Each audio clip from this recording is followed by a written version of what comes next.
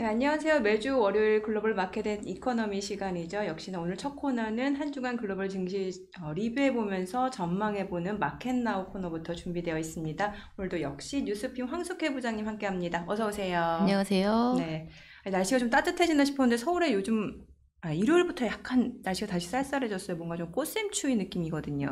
네. 부산은 안 그래요?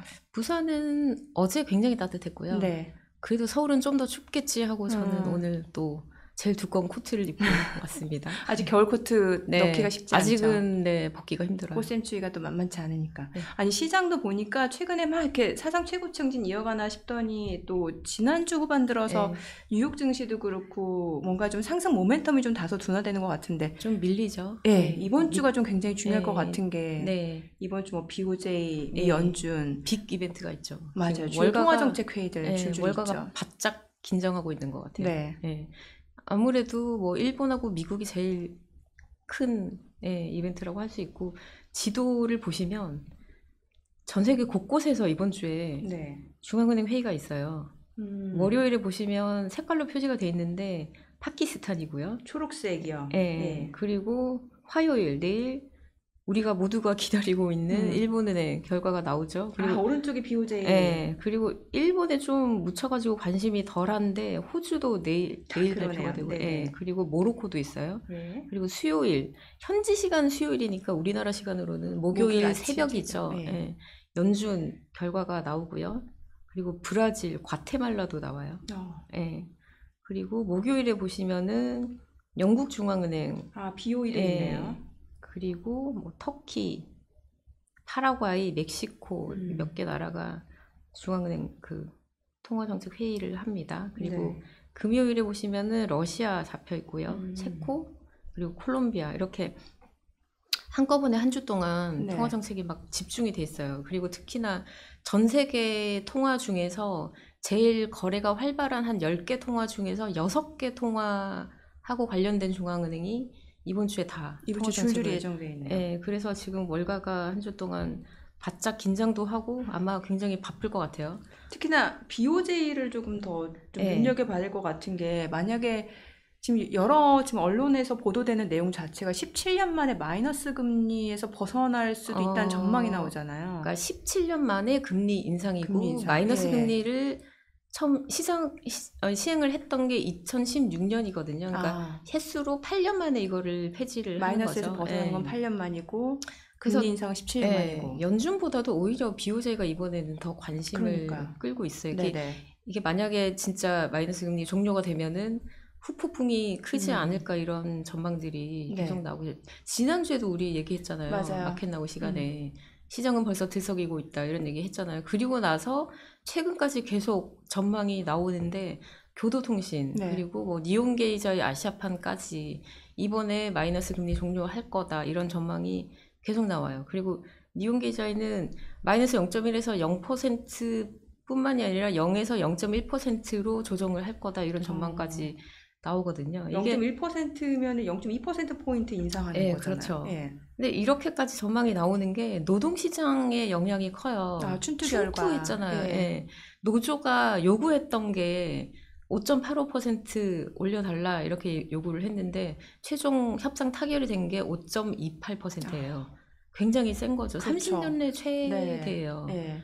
작년에 3.4% 올렸을 때 와 파격적이다 이랬거든요. 근데 이거보다 훨씬 더 높게 올렸으니까 굉장히 파격적이고 그리고 이게 확정이 된 거니까 임금 측면에서 인플레 자극이 있을 거라는 계산이 바로 나오는 거잖아요. 그러니까 마이너스 금리 더 이상 가져가면 안 된다 이런 얘기가 계속 나오는 거죠. 그래서 그러네요. 문제는 이거를 종료를 했을 때 네. 그리고 일부에서는 YCC 일드 커브 통제도 같이 뭐 전면 종료할 거다 이런 얘기가 나오잖아요. 이런 결정을 했을 때 과연 자선시장에 얼마나 후폭풍이 클 거냐, 파장이 네. 얼마나 클 거냐 이게 궁금한 거잖아요. 제프리가 최근에 낸 보고서를 보면은 기준금리가 0.1%까지 가면은 진짜 위험자산 시장에 타격이 좀 있을 거다. 그리고 엔화는 뜰 거다. 이런 전망을 해요. 이게 8년 만에 마이너스 금리 종료하는 거고 네. 금리 인상은 또 17년 만에 처음이잖아요. 그러네요. 그래서 예. 짐작을 하기가 좀 쉽지가 않은데 음. 과거 사례를 보면서 전망을 하는 거니까요. 네네. 과거 사례가 워낙에 텀이 길잖아요. 지금 17년이니까.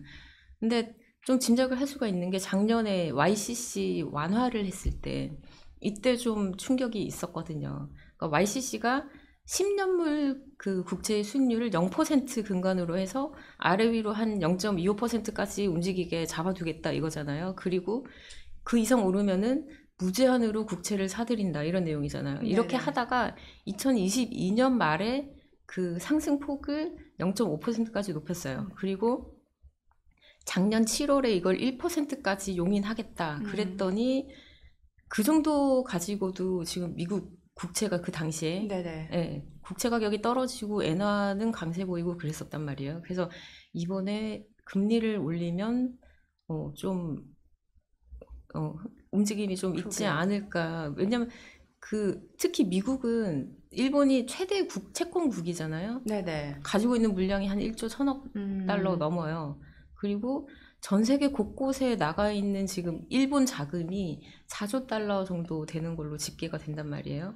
그 4조 달러가 금리 올린다고 해서 다 빠져나오지는 않겠지만 일부만 빠져나와도 시장은 좀 크게 출렁일 수 있기 때문에 월가에서는 지금 연준도 문제지만 네. BOJ를 굉장히 신경을 곤두세우고 아, 보고 있는 상태고 엔화는 지금 좀 반등을 하는 분위기잖아요. 그러니까 달러 엔이 지금 최근에 한 149엔 정도 수준인데 이게 전망치로는 한 138엔 정도까지 떨어질 거다. 수도 있다 이런 얘기 이런 얘기가 나오더라고요. 나오잖아요. 예. 그러면서 이제 니케이가 34년 내 최고치를 계속 경신을 하다가 최근에 꺾였잖아요. 네네. 그래서 우리나라에도 일합겜이라고 하죠. 일본 네네네. 주식에 일본 증시 투자하는 이런 분들이 좀 긴장을 할 것 같은데 음. 주식이 좀 이렇게 주춤하면서 엔화 쪽으로 엔화 예. 예금이라든지 엔화 상품에 좀 자금이 몰릴 수도 있지 않을까. 그러니까 옌 강세에 베팅하는 거죠. 예, 그렇죠. 그런 전망들이 나오고 있어요.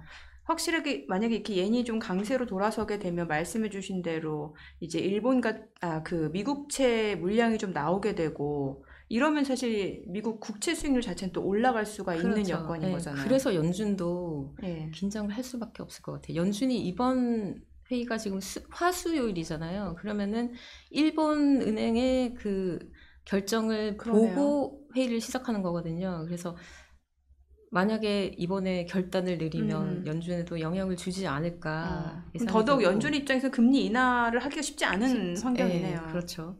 그리고 연준 자체만 보면은 월가에서 관심을 갖는 게 지금 물가 지표가 계속 나왔잖아요. 네. CPI 나오고 PPI 나오고 그리고 고용 지표도 나왔고 이게 최근에 인플레이션 둔화되는 느낌이 별로 없던데요. 없어요. 예. 네. 최근에 이 지표들이 점도표를 얼마나 바꿔 놓을 건가 이게 관건인 거죠. 근데 물가를 보시면 끈적끈적한 게 이번에도 또 확인이 됐잖아요. 네네. 그래프 보시면은 위로 서 있잖아요. 그래프가 2월에 PPI가 가서. 특히 가파르게 예, 올라가 예. 있네.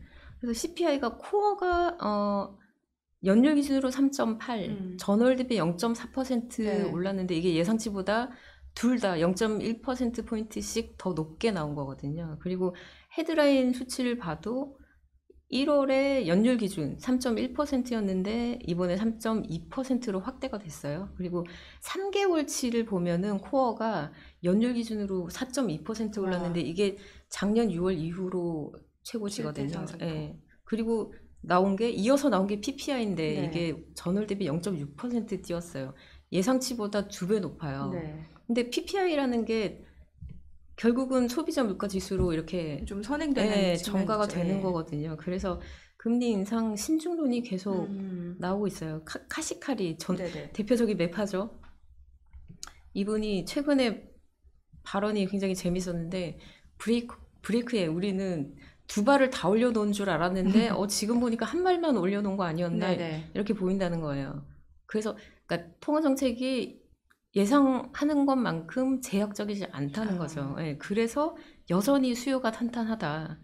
그리고 뱅크 오브 아메리카도 올해 2차례밖에 안 내릴 수 있다. 이런 얘기를 하고요. 파인브리지 경우에는 이렇게 3% 선에서 인플레가 안 내려가잖아요. 네.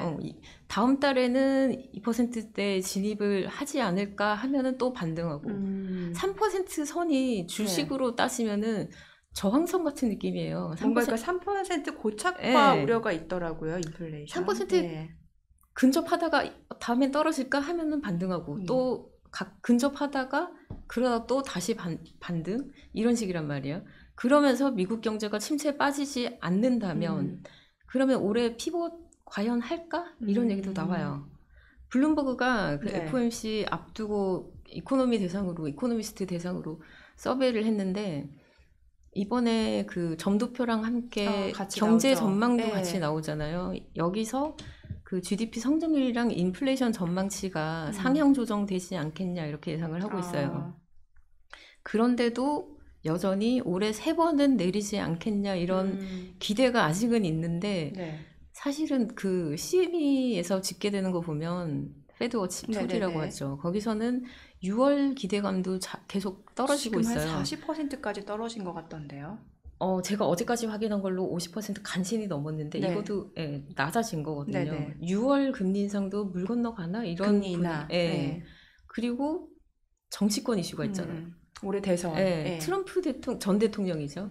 이번에 공화당 후보로 확정이 됐잖아요. 그렇죠. 예, 그리고 나서 이번 주말에 나온 얘기가 멕시코에서 제조되는 중국 자동차한테 100% 관세를 물리겠다 이런 100%. 얘기를 예. 예. 이렇게 인플레를 자극하는 얘기가 정치권에서 나오면 연준이 금리 인하하기가 쉽지 힘든 않죠. 거죠. 그리고 예. 6월에 만약에 금리를 안 내린다 그러면은 11월에 대선이잖아요. 그렇죠. 대선이 가까워질수록 피벗 하기가 힘들어지지 않을까. 연준 입장에서 운신폭이 굉장히 좁아지는 거네요. 그렇죠. 예. 예. 정치권 이슈까지 같이 물리니까. 네네. 그리고 최근에 다시 불거진 게 중립금리 논쟁이거든요. 그 연방기금금리 그 중간값이요. 중립금리라는 게 그러니까 인플레이션도 디플레이션도 자극하지 않으면서 잠재 성장률 수준의 성장률을 도모할 수 있는 그 금리 수준을 네네. 얘기하는데 네. 이거는 중앙은행이 정해서 결정하는 게 아니에요.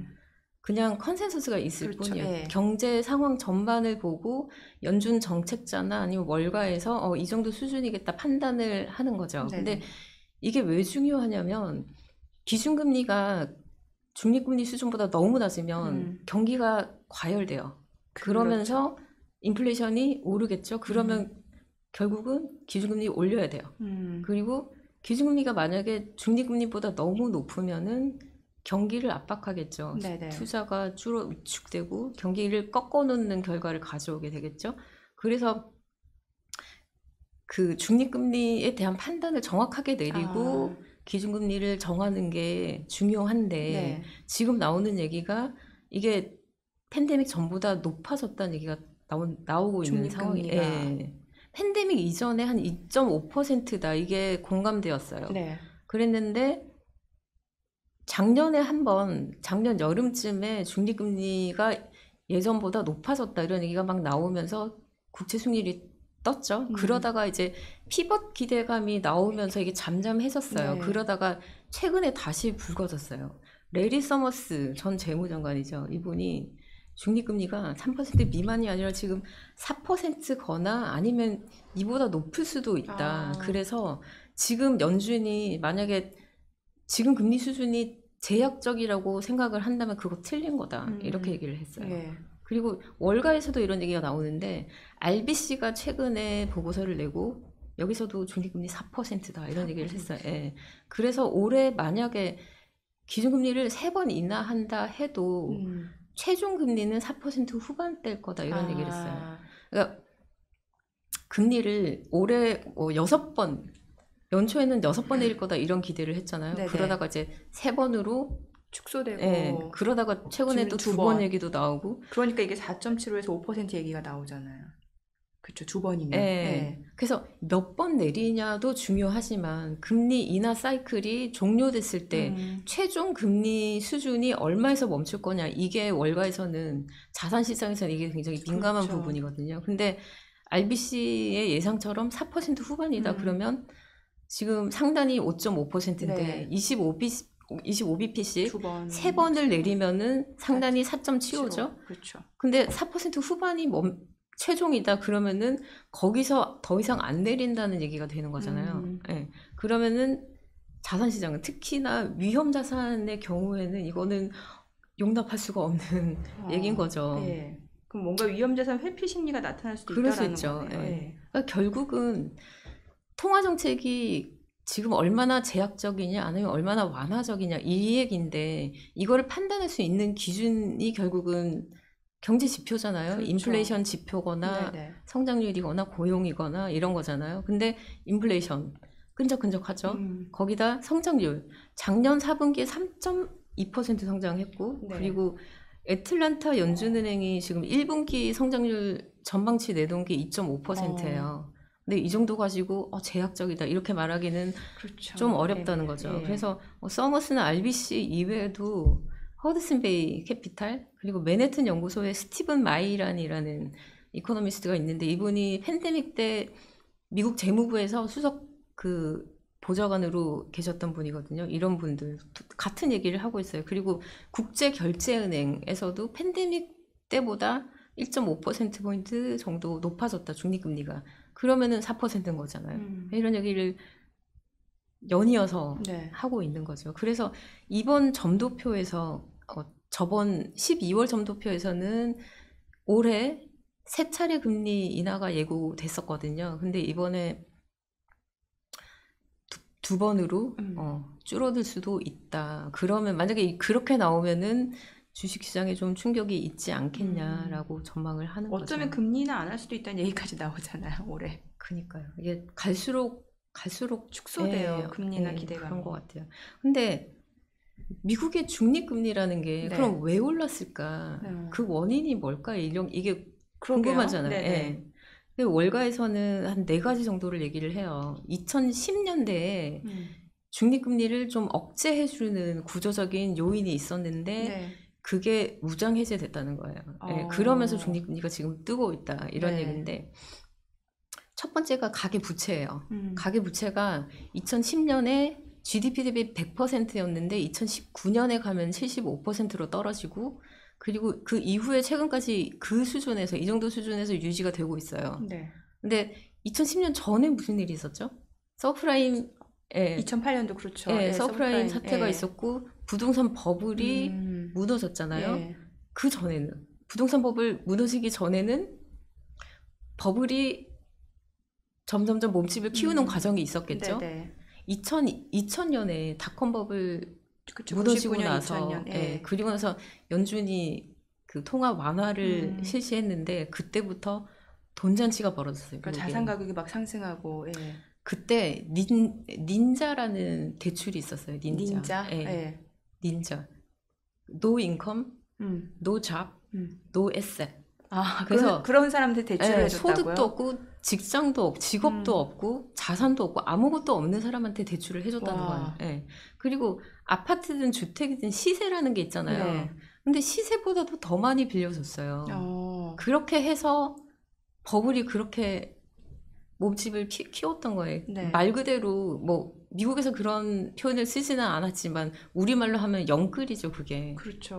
그러다가 정부가 나서서 돈잔치를 해주니까. 그래서 그러다가 버블이 깨진 거잖아요. 우리한테도 좀 타산지석인데 너무 늦지 않았나 생각이 들어요. 근데 그 가계부채 비율이 그래서 떨어졌는데 그래서 이게 무슨 의미인가? 그만큼 가계가 여유가 생겼다는 거예요. 그렇죠. 지금 우리나라 뉴스에 보면은 뭐 은행에 이자 갚고 나면 쓸 돈이 없어요. 이런 얘기가 계속 나오잖아요. 미국도 마찬가지였어요. 그렇게 버블이 계속 커지고 레버리지를 높이고 부채 비율이 상승하고 이럴 때 쓸 돈이 아무리 뭐 신용카드로 쓴다고 해도 한계가 있잖아요. 그런데 그 부채 비율이 떨어지고 나니까 여유가 생긴 거죠. 소비 여력이 생긴 거죠. 거기다가 팬데믹 머니라는 게 있잖아요. 이게 아직도 주머니에 꽤나 들어있다는 거잖아요. 그래서 재정 정책으로 이게 한 가지 요인이라는 거죠. 중립금리를 높이고 있는 요인. 그리고 두 번째가 이제 무역인데 2010년대에는 기업들이 굉장히 생산적으로 투자를 했어요. 그 해외에 뭐 인건비라든지 원자재 비용이라든지 그 비용을 따지고 물류 노선이나 비용도 따져서 최적인 지역에다가 투자를 했었고 그러다가 타깃이 됐던 게 중국이잖아요. 그래서 중국의 초과 저축이 굉장히 컸어요. 10년 정도 가파르게 늘어났어요. 근데 이 자금이 미국으로 유입이 돼서 뭐 국채도 샀고 여러 가지 자산도 매입하고 그러면서 이제 산업에도 투자가 됐었죠. 이러면서 이제 중립금리를 좀 억제하는 효과가 있었는데 트럼프 전 대통령 취임 이후에 무역 전쟁이 일어났잖아요. 네. 탈세계화가 그 이후로도 계속되고 있잖아요. 이러면서 중립금리를 좀 올리는 요인이 되고 있다는 거죠. 그리고 바이든 행정부가 지금 이민 정책으로 해외 노동자가 2020년 이후로 430명 정도, 430만 명 정도 늘어났다고 해요. 이것도 한 가지 요인이고. 네. 그리고 2010년대와 달리 지금 소프트웨어보다 하드웨어 쪽으로 네. 중심이 옮겨가고 있다는 특히 거예요. AI 예. 중심으로. 예.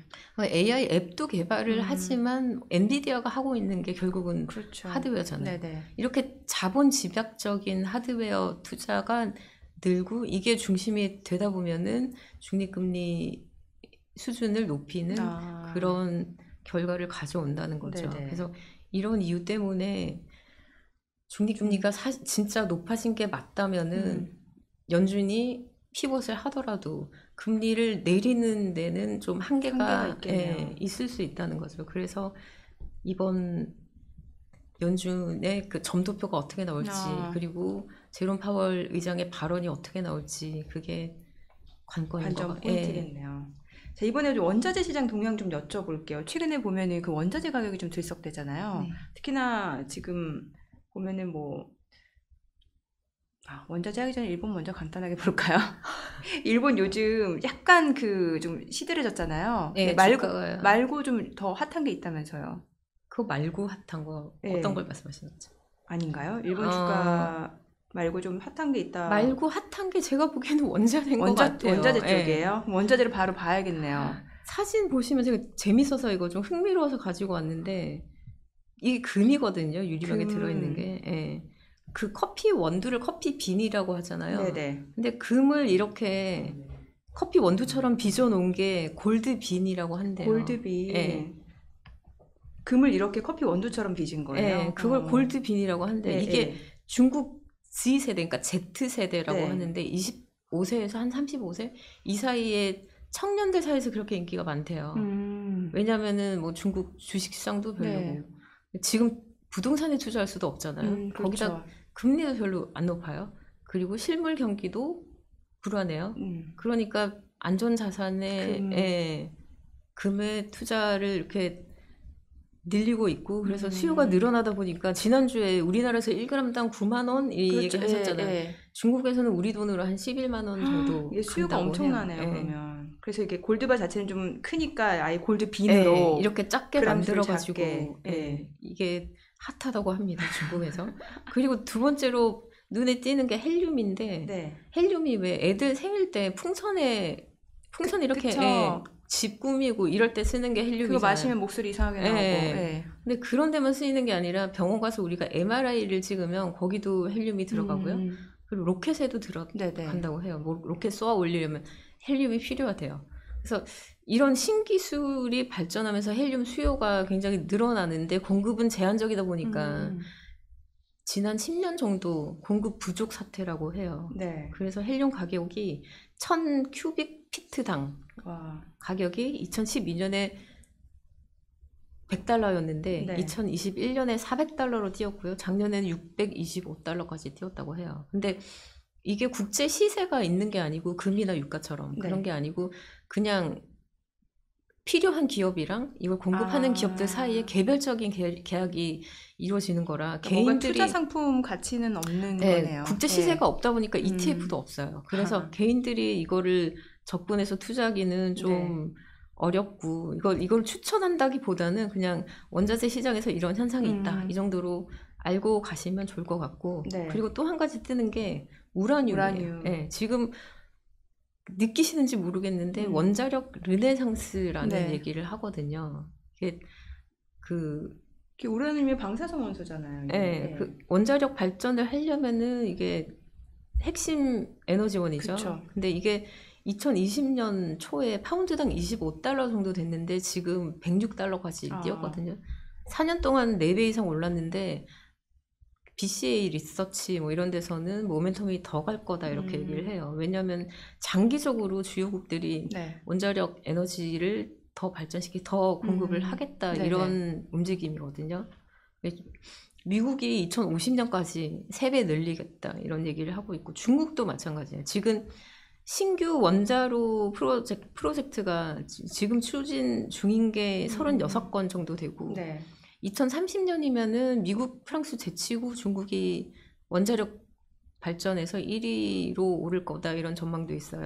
그래서 우라늄은 ETF가 있기는 해요. 근데 좀 조심을 하셔야 될 게 지정학적 리스크에 민감하거든요. 네. 근데 중국이 뭐 이렇게 적극적으로 개발을 하고는 있지만 아직은 공급망이 러시아에 집중이 돼 있어요. 그래서 이런 부분을 좀 주의를 하셔야 되고요. 네.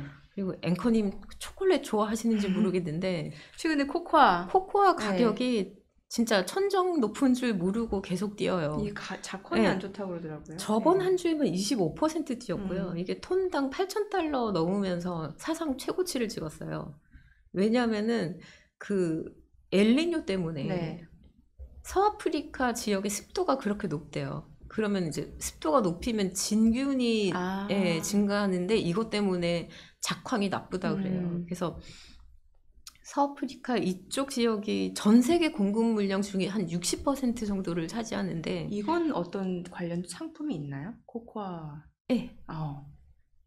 이쪽은 수요가 좀 늘어나는 추세예요. 초콜릿 만들 때 기본적으로 쓰이고 네. 하나 그러니까 이것도 하나의 투자 금융 투자 상품이 투자 상품이에요. 이것도 예. 코코아. 그 원자재를 거래하는 네. 트레이드 사이에서는 초콜릿 만드는 뭐 가나라든지 허쉬라든지 이런 기업 입장에서는 이게 원재료지만 그쵸. 트레이더 입장에서는 이것도 하나의 투자 상품인 거죠. 예. 그래서 서아프리카가 지금 점유율 60%인데 작년 9월부터 올해 2월 사이에 공급 물량이 30% 넘게 줄었어요. 이러다 보니까 가격이 계속 뛸 수밖에 없는 거고 마지막으로 눈에 띄는 게 굴인데 이게 1년 새 최고치라면서요. 네. 런던 금속시장에서 톤당 9,000달러 가까이 뛰었고요. 엄청 뛰었네요. 네, 저번 주 한 주에만 5% 뛰었는데 그 그래프 보시면은 2022년 초부터 쭉 떨어졌다가 반등을 했는데 작년 초부터 다시 미끄러졌다가 최근에 이렇게 그래프가 위로 서 있는 거 보이시죠? 네네. 네, 이게 지금 최근에 오른 건 중국 때문인데 스멜터라는 게 용광로라고 하거든요. 네. 이게 지금 이걸 돌리려면은 뭐 거기도 어떤 원 재료가 필요한데 그 공급이 부족하다고 해요. 그래서 스멜터 가동을 줄이겠다 이렇게 얘기를 했는데 중국이 전 세계에서 한 50%를 차지하거든요. 네네. 여기서 지금 줄인다고 하니까 오르는 거죠. 공급 측면에서 이게 중국의 요인이고 수요 측면에서도 네. 경기가 안 좋으면서 구리가 경기 바로미터라고 하잖아요. 그래서 닥터코퍼라고 하잖아요. 예, 그랬는데 예상보다 미국도 그렇고 수요도 좋아요. 예, 그 경기가 좀 저항력을 보이고 있잖아요. 네. 그러면서 소비가 크게 꺾이는 것도 아니고 그래서 계속 오르는데 시티는 한 9,500달러까지 오를 거다. 네. 그래서 글렌코어라든지 뭐 프리포트 맥모란 이런 관련 업체들 주가도 계속 같이 오르고 있고요. 이렇게 주요 원자재가 뛰다 보니까 블룸버그에서 상품 인덱스를 집계를 하는데 그래프 보시면 2월 한 중순부터 굉장히 가파르게 뛰잖아요. 이러면서 이제 자산운용사 안티모라는 데가 있는데 여기서는 상품 가격이 오르면서 연준이 금리를 인상해야 될지도 모른다. 이런 오히려 원자재 가격이 상승되면 인플레이션 압력이 더 강화될 수 있으니까. 마지막으로 그럼 짧게 그걸 여쭤봐야 될 것 같아요. 최근에 매그니피센트 세븐 중에서 지금 끝없이 추락하는 게 지금 테슬라잖아요. 시가총액 지금 12위까지 밀려 내려갔으니까 요거 좀 간단하게 언급해볼까요? 시간이 다 됐는데 간단하게 간단하게 말씀을 드리면 거의 뭐 문매를 맞고 있어요. 그러니까요. 네. 웰스파고에서는 뭐라고 혹평을 하냐면 성장 없는 성장주다 이렇게 얘기를 하면서 목표가를 125달러까지 낮췄어요. 지금 현재 주가에서 한 25% 정도 추가로 떨어질 수 있다는 얘기고 모건 스탠리는 올해 적자가 날 수도 있다 이렇게 얘기를 했고요. UBS도 목표가 225달러에서 165달러로 크게 내렸어요. 근데 이게 그 4분기 매출액이나 이익이 예상치에 못 미친 게 일단 그렇죠. 특히 중국 직접적인 쪽에서 요인이고, 예. 예. 그리고 전기차 전체 시장이 별로 안 좋아요. 최근에 예. 오히려 그러니까 하이브리드 쪽이 좋죠. 성장이 둔화되고 있어요. 음. 그래서 나오는 얘기가 웬만한 사람, 살만한 사람은 이제 사겠다. 웬만큼 샀다. 아. 그래서 그 지난 몇 년 사이에 이렇게 가파르게 성장했던 그런 성장은 좀 보기가 힘들 거다. 그리고 그래서 내년에 이제 테슬라가 M2라는 모델을 선보일 건데 네. 출시를 할 건데 계속 가격 인하 경쟁이 계속 붙고 있잖아요. 그래서 M2도 신모델도 가격을 내리면은 뭐 매출 얼마나 늘겠어. 뭔가 이익은 제살 얼마 깎아먹기. 그런 예. 얘기가 계속 나오는 거죠. 근데 또 한편에서는 지금이 최악이다 이런 얘기도 해요. 웨드부시는 오히려 예. 목표 주가를 보니까 300달러 넘게. 그래서 지금 그 12개월 목표 주가가 제일 낮은 데는 125달러도 있고 네. 315달러까지 너무 간다는 갭이 얘기, 있네요. 예, 갭이 굉장히 커요. 근데 이게 사실 처음은 아니에요. 몇 년 전에도 테슬라는 늘 이렇게 강세론과 비관론의 차이가 굉장히 큰 종목이었고요. 이번에도 같은 현상이 벌어지고 있는 건데 지금 현재 상황은 안 좋아요. 올해 매출액이 작년보다 줄어들 수도 있고 내년에도 크게 매출이 늘기는 어렵다라는 그런 의견이 지배적이에요.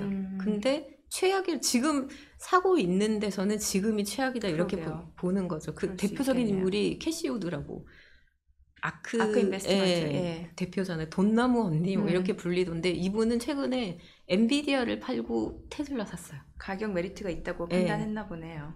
엔비디아는 너무 비싸고 이분도 그 인공지능에 대해서 굉장히 적극적으로 장밋빛 전망을 하시는 분이거든요. 근데 엔비디아를 팔았다는 거는 이런 성장주 투자자가 보기에도 밸류가 좀 부담스럽다 이렇게 판단을 하고 있는 거죠. 그리고 네. 테슬라는 지금이 최악 아닐까. 이제 뭐 1, 2년 정도 좀 고전하겠지만 전기차 시장이라는 게 결국은 대세를 이룰 거니까 길게 보고 사는 게 아닐까. 그래서 지금 매수를 저울질할 수도 있겠지만 역발상 투자를 해볼까 이런 생각이 드실 수도 있는데 기억하실 거는 단기적으로는 호재가 별로 없을 거다.